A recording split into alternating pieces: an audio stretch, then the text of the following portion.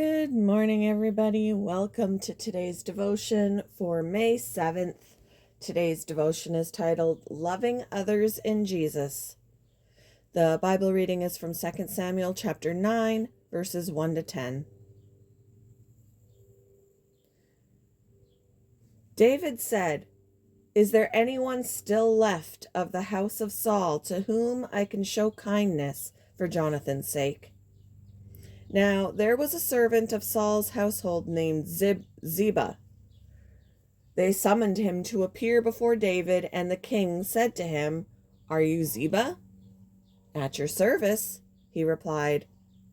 The king asked, "Is there no one still alive from the house of Saul to whom I can show God's kindness?" Ziba answered the king, "There is still a son of Jonathan. He is lame in both feet." "Where is he?" the king asked.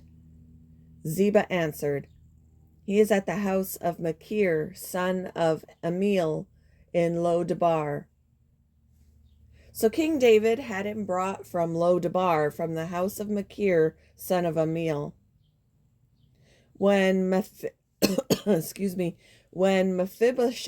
son of Jonathan, the son of Saul, came to David, he bowed down to pay him honor. David said, "Mephibosheth." "At your service," he replied. "Don't be afraid," David said to him, "for I will surely show you kindness for the sake of your father Jonathan. I will restore to you all the land that belonged to your grandfather Saul, and you will always eat at my table." Mephibosheth bowed down and said, "What is your servant that you should notice a dead dog like me?"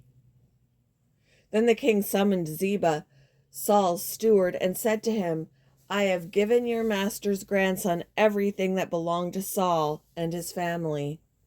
You and your sons and your servants are to farm the land for him and bring in the crops so that your master's grandson may be provided for.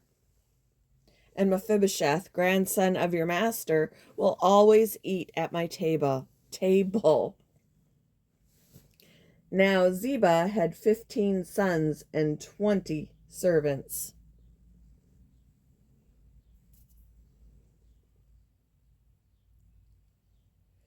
There's a new game in high school sports, and it's one of the most uplifting things you'll ever experience. It has many of the same elements of a game known for cheering fans, referees, and a scoreboard. But there's an essential twist. Each 5-person team on the court consists of 2 non-disabled players and 3 players who have some form of disability. The activity on the court is heartwarming as players assist, encourage, and cheer for each other, no matter what team they're on. The game is all about lifting up students who wouldn't otherwise experience the joy of competitive sports. It takes deliberate, wise leadership for schools to honor students in this way, and their efforts reflect an example set for us in Scripture by King David. A common saying in David's day was that the blind and lame will not enter the palace. Used metaphorically in reference to his enemies, David, however, did choose to take Jonathan's son, Mephibosheth, who had 2 lame feet, into his palace and honor him with a place to eat at his table.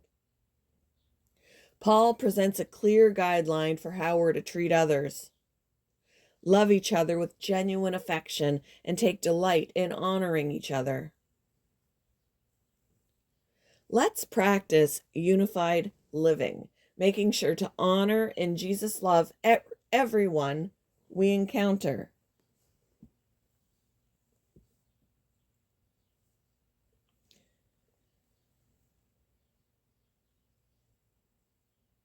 Sorry, I lost my spot. How can you encourage the people in your sphere of influence? What does it mean for you to show honor to others?